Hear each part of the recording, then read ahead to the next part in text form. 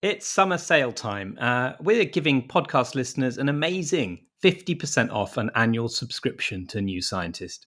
It's really an incredible deal. You get unlimited access to the whole New Scientist website for under £50 or under $50 if you're in the US.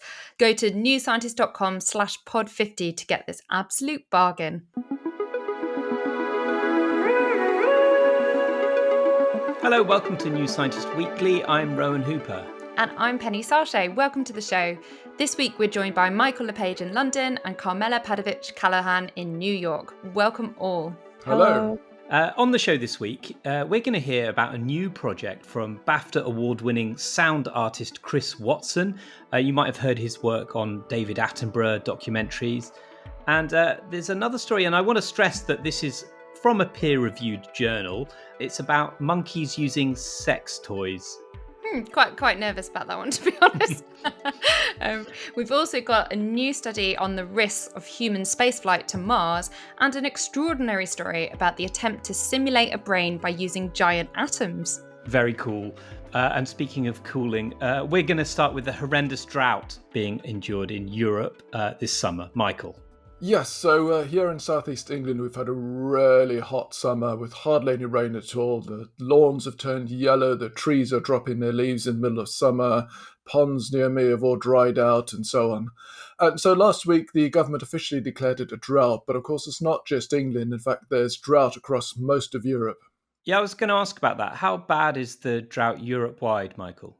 So the various ways of measuring it, one is to look at river flows. So across Europe, that's including the UK and Ireland, river flows are about a third lower than the summer average over the past 40 years. And in some places, they are two-thirds lower. Wow. So that's pretty extreme. And in fact, there are these things called hunger stones that have been exposed in some rivers. So these are stones that are carved with inscriptions that can only be seen when the water gets really low during exceptional droughts. And these inscriptions warn of the consequences. They say things like, "If you can see me, weep." It's really shocking. I saw some of the pictures you were sharing of those, Michael. It almost feels sort of biblical plague-like, doesn't it?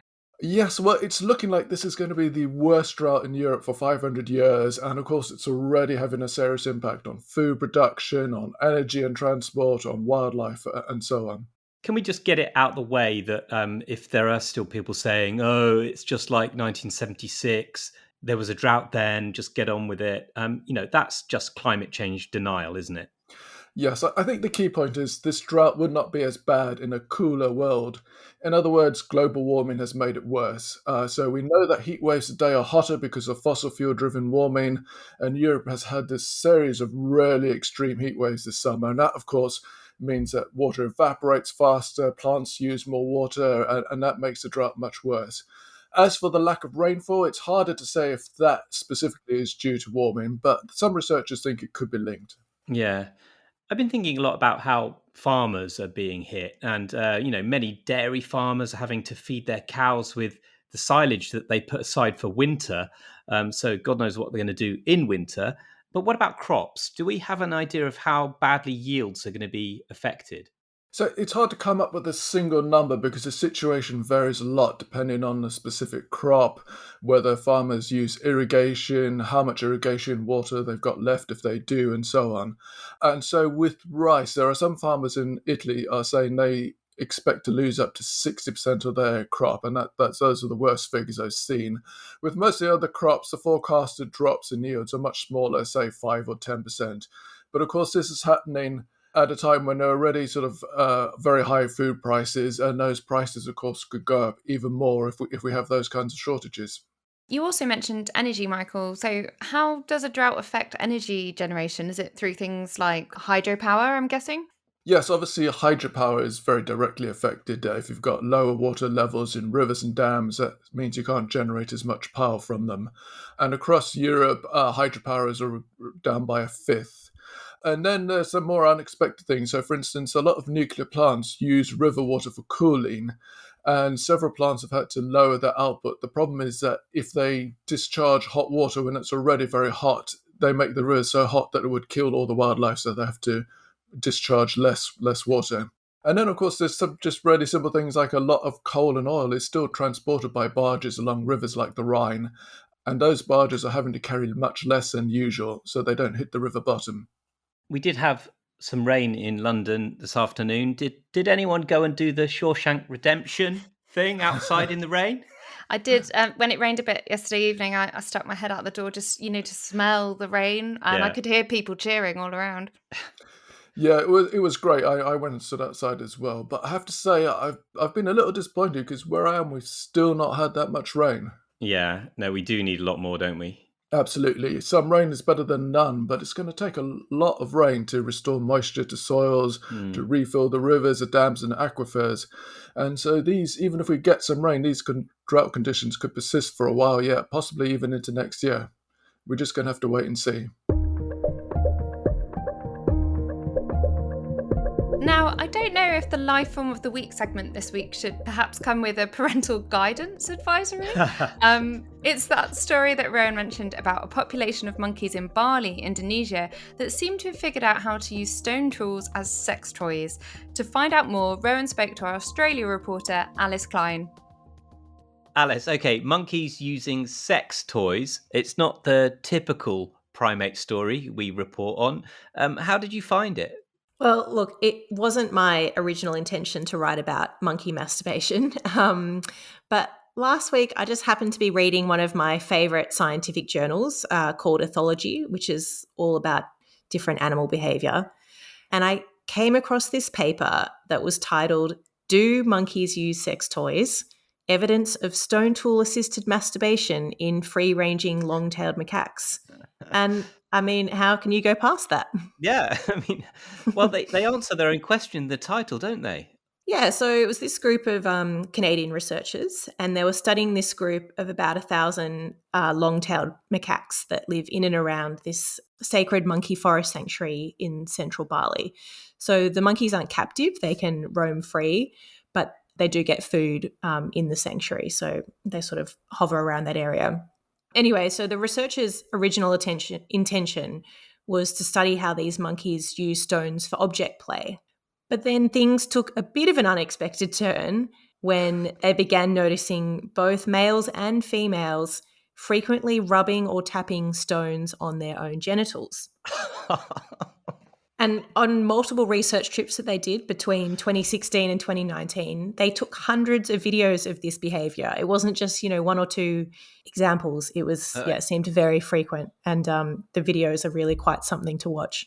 Oh, I'd love to see the grant applications for this, or when you meet people. Oh, what research are you doing? I've been filming hundreds of videos of monkey masturbation. Oh my god! Yes, indeed. And we know they think it's that the monkeys are doing it for sexual pleasure. Do they? Yeah, they think that they are doing it for sexual pleasure for a few reasons. One is that when males do it, they get erections shortly after they start, and they're more likely to do it in sexual contexts, like when they're inspecting females' genitals. For females, obviously, it's a bit harder to tell if they're aroused because they obviously don't get erections.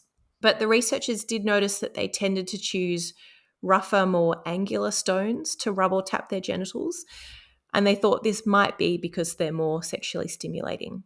What? So they do it? They don't? Do they do it to each other? Like a kind of foreplay, or is it, self-administered? It's all self-administered. Okay. And is this the first time that we've seen a species other than humans doing this kind of sex toy play? Well, there have been a handful of anecdotal reports of what is called in the scientific literature tool-assisted masturbation. So, for example, there was this male chimpanzee in Uganda that was observed a few years ago using a discarded plastic bottle to masturbate. Ugh. And there was a video during the rounds a few years ago you might have seen of a dolphin masturbating with a dead fish. But they've all been these sort of individual one-off things. And This is the first time that it's been extensively documented in a non-human population.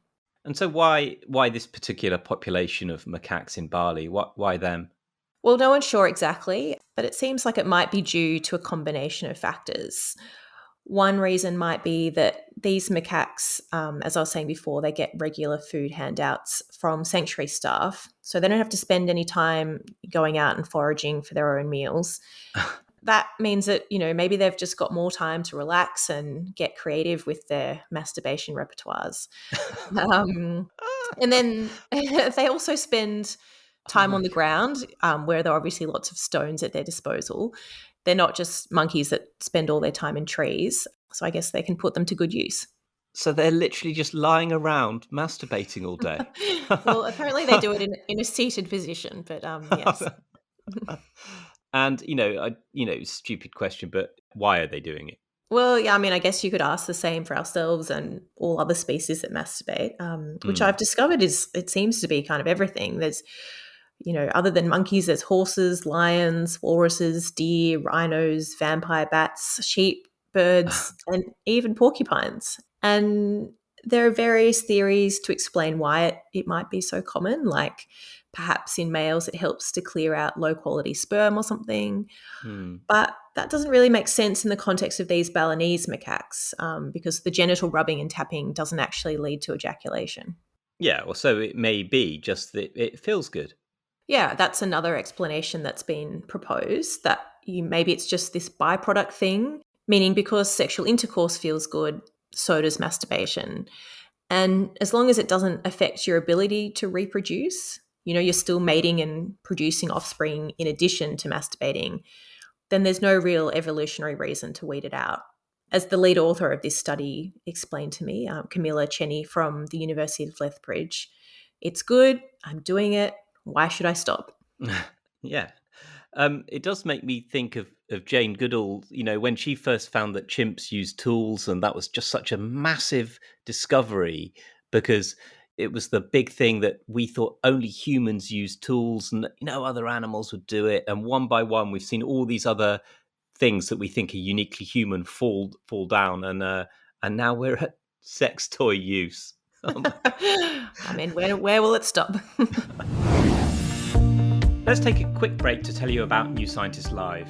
Yes, it's the world's greatest festival of science and technology. It's a really fantastic event, and it's returning to London this year on the 7th to 9th of October, and you can also stream it online. And there are loads of great speakers, and this week I want to flag up a talk by evolutionary biochemist Nick Lane. His work's always fascinating, and at the show he's going to be talking about the deep chemistry of life and death. Yeah, that sounds really good. And one that caught my eye is It's Not Easy Being Green, which is going to be presented by Julia Cook and Joseph Araya at the Open University. They both advised on The Green Planet, that great Attenborough series that we enjoyed earlier this year, and they'll be talking about all the amazing things that plants do but are often overlooked. Go to newscientist.com/live to book tickets to this unmissable event. It's also podcast recommendation time. If you're interested in science and you're looking for another show, then we'd highly recommend checking out Trees a Crowd. It's hosted by actor, Woodland Trust and Wildlife Trust Ambassador David Oakes. Trees a Crowd celebrates nature and the stories of those who care deeply for it. The podcast has recently relaunched for Series 4, and it kicked off with an hour-long interview with a guest we spoke to a few episodes ago, the environmental activist George Monbiot. Other guests have included entomologist and broadcaster Dr. George McGavin, the Yorkshire shepherdess Amanda Owen, young environmentalist Dara McAnulty, and even one of today's upcoming guests, the sound artist Chris Watson. There's a whole archive of fascinating conversations to dig through, and there's even a special series exploring the 56-ish native trees of the British Isles. Search Trees a Crowd in your podcast player of choice or check the show notes for a link. Right, we're going to talk about missions to Mars now. Yeah, I've been thinking about this for a few reasons. One is I've just finished the latest season of For All Mankind, which is such a great show. It's an alternate history version of the space race where the Soviets get to the moon first, and that really drives a sustained investment in space exploration. But then we've also got these two big launches coming up. There's NASA's Artemis 1, which is going to go around the moon, and then there's going to be the first orbital launch of SpaceX's Starship, which, as we've said before, is the biggest rocket ever made, and that's the rocket that will eventually go to Mars. I know you're very excited about this, Penny. I'm conflicted. Space exploration, it's wonderful, but I also don't think we can be trusted with other planets until we've shown we can look after our own. Well, as you know, one of the big issues about getting people to Mars is the exposure that you're going to get to radiation during the flight out there, and then once you're on the surface. And now some new simulations show that even with metal shielding on the spacecraft, those levels of radiation would be higher than the safe limits currently set by space agencies. Yeah, so I know that there have been lots of issues around sort of previous studies looking at the radiation dosing that might happen in Mars and the effects that might have on the body. Not least that a lot of these studies focus only on male bodies. Yeah, exactly. So the new simulations are much more comprehensive, and they use virtual models of male and female bodies being bombarded with cosmic radiation and solar bursts. And they looked at the levels of radiation for more than 40 body parts and organs during a Mars mission, with 600 days spent in space and 400 on the Martian surface, with and without aluminium shielding in the spacecraft. And basically, many of the radiation levels for the organs were found to be above 1 sievert, which is the safe cumulative dose for an astronaut's career set by the European and Russian space agencies. And for NASA, the total career dose shouldn't exceed zero 0.6 sieverts. Right, so essentially what you're saying, Rowan, is that going to Mars would be dangerous. Yeah. I mean, well, maybe even more dangerous than we thought. And this does add to what space agencies and SpaceX will need to prepare for. And the researchers on this paper looked at what we know about the effects of similar radiation doses in the real world. And they found that even with lower doses than what they're estimating, you can get memory problems and thyroid cancer and cardiovascular problems. So I'm guessing this means they need something better, a better way to shield spacecraft and also those habitations that some people want to build on Mars. Yeah, and the agencies we spoke to are working on this. That's the Sci-Fi Alert, and this week, Carmela, you've got this amazing story about quantum computer experts proposing to build something similar to a brain out of giant atoms. So there's so much to unpack there. Maybe we can start with the building blocks for this new brain-like computer. So what do we actually mean by giant atoms, and why are those the kinds of things you'd want to use for this? Right. So if you imagine an atom, you're probably imagining electrons sort of flying around the nucleus, and the size of the atoms depends on how far away from the nucleus those electrons go. And to make these very large giant atoms, which are called Rydberg atoms, scientists give extra energy to the outermost electrons. So this makes the outermost electron get really far away from the nucleus, and it kind of stretches out the whole atom. This electron is then also really susceptible to being manipulated with light. So if you're good at lasers, and physicists are, you can assemble a system atom by atom and control each of their states just by using slightly different laser beams. When I read this story, I did start thinking about how big are they, these giant atoms? I mean, do they become visible to microscopes at least? Or certainly electron microscope, I bet you could see them. Yeah, I mean, so the biggest ones will get into the micron range, but through Wow. sort of complications of how microscopes work, you can't actually look at them directly. You have to do sort of like this shadow imaging type thing that we do for culture called atoms. Wow. That's very cool. But how do you go about making a brain out of them? Right. So the brain part is really a matter of building a special kind of neural network with these giant atoms. A neural network is a type of AI that is structured to resemble the brain. So there's some artificial neurons, and they have to talk to each other for the network to do computations and to learn. In this case, each atom would stand in for an artificial neuron, and you'd nudge those neurons to do things by giving them a kick with laser light. Right. So it's very roughly something like machine learning, but the machine is made of actual single atoms and it's quantum. Yeah, I mean, that's exactly it. That's exactly it. And in the paper, I reported on the researchers simulated this giant atom system on a regular computer, and they found that it could be trained like any neural network to make decisions, to have memory, and even do some like very low key multitasking. All the training and all the readout would happen with laser light. This would not be impressive if this was just like any neural network, but they showed that you could use just 6 giant atoms to make this atomic quantum neural network. And there are even some interactions between atoms that are so quantum that they have no counterpart in classical physics. And as it turns out, they could give the memory functions of this tiny neural network a performance boost. It's quite a lot to get your head around. Really interesting, but it is just a proposal. You did report in your story that the researchers are interested in actually building this brain-like quantum computer. So, what kind of thing can we expect from it if they manage that and make it physically in a lab? What could it do? Right. So this sort of intersection of machine learning and assembling quantum systems on demand with lasers is really exciting, in part because there hasn't been that much experimental exploration of what the quantum effects can really do. So one researcher I spoke to told me that scientists have long known that our brains are just so good at things like decision making or recognizing objects that we should imitate them to solve complex problems more or less whenever we can. But it's really with all this quantum stuff that you can reach new levels of complexity. The ultimate hope is that a quantum neural network could use quantumness to learn more and more complicated tasks than a classical one. But of course, they actually have to build it first, and you probably need more than 6 atoms. Great. So, is there a sci-fi link here? Carmela, actually, you suggested one, didn't you? Yeah, so Data from Star Trek The Next Generation, everyone knows, maybe everyone knows that he had a positronic brain, which was not made of giant atoms, but it was an artificial neural network. Yeah, everyone does know. I think it's safe to assume everyone knows that.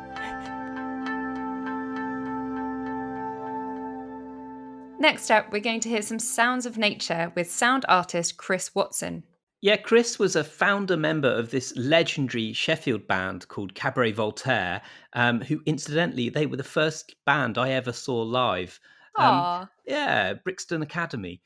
So it was a delight to chat with him. But for some time now, he's been traveling the world, recording sound from like all different ecosystems around the world. And he's collaborated with the Manchester Collective on a performance of Michael Gordon's Weather. And it's being performed in Manchester and London, and also in collaboration with the Spanish filmmaker Carlos Casas. Chris, thanks for coming on the show. So what's the first piece we're going to hear about from Iceland? I've made many recording trips to Iceland over the last 20-something years, and I've been particularly interested in recording the soundscapes of some of the glaciers there, the largest of which is the Vatnajökull Glacier, which starts almost in the middle of Iceland and flows down to the south coast to carve into the Norwegian Sea. And the air that's trapped in the ice is then re-released back into the atmosphere 10,000 years later.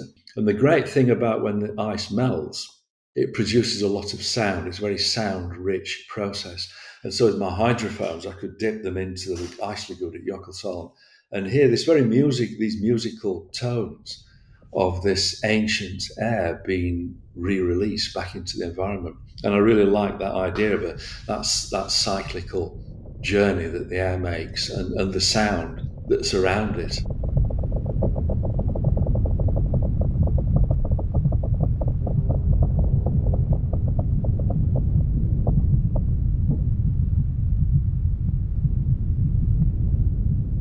Okay, let's hear a recording from the Namib Desert now. Would you like to introduce this for us? Well, it's one of the oldest deserts on the planet, and that's known by the scientific community by simply the diversity of the beetles that have evolved there, which take millions of years to evolve. And I've had the privilege of going there on several film and sound recording trips and spending time in this place. And again, noticing that it's a beautiful but hostile environment. It's a place where we quite rightly fear to tread much of the time because we just wouldn't survive during the day out there in temperatures of 45 degrees plus. And so I was interested in what happened to the desert over a period of time, just a 24-hour cycle. So I made recordings at night when it's much more comfortable to go out at sunset and sunrise. And that period, that's also when the animals are much more active.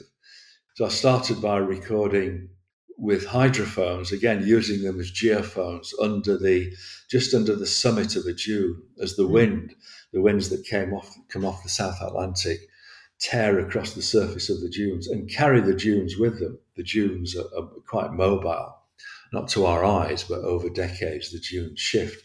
And again, I was interested in that fractional shift, which is best picked up by the physicality of hearing the grains move before the sound is transformed into the sounds of what we regard much more commonly as sounds of the natural world as the wildlife takes over after sunset.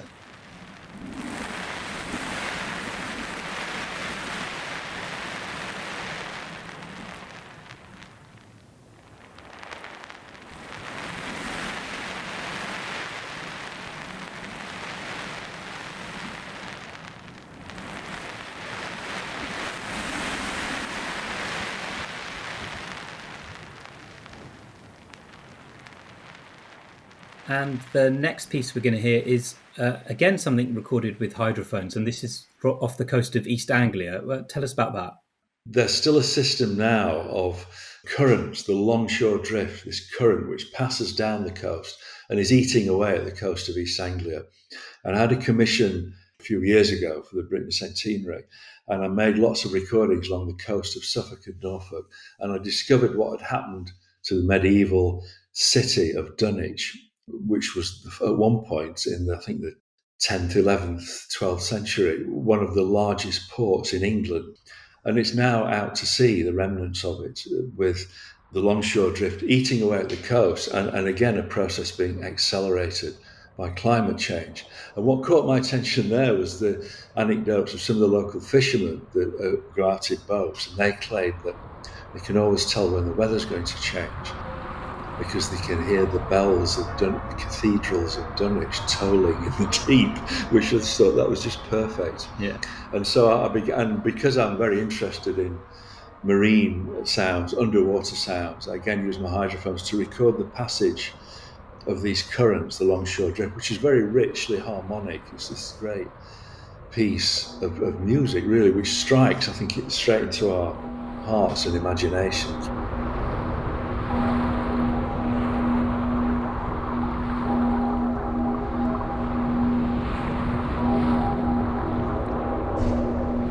And lastly, what would you like people to take away from this performance of weather?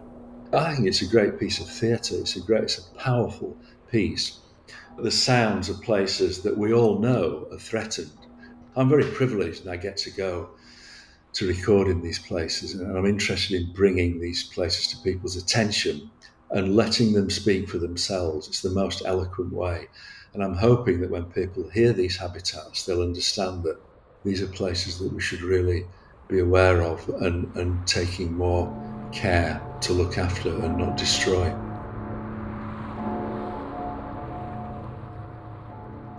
That was Chris Watson talking about some of his recordings, and we'll put a link to the performance in our show notes.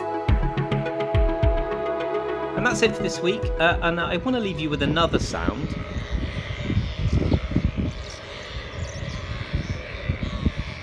And that is the sound of thousands of saiga antelopes in Kazakhstan on the steppe grasslands. I remember reporting years back about how they're being on the brink of extinction, but the population's rebounded. It's a great good news story, and I'll put a link to our story on this rebound in the show notes. Thanks to our guests, and thanks to you for listening. Remember newscientist.com/pod50 to get that bargain deal of 50% off a subscription to New Scientist. Yeah, that link again, newscientist.com/pod50. Do go and check it out. And that's it. See you next week. Bye. Bye. Bye. This podcast is produced by OG Podcasts. Find out more at ogpodcasts.co.uk.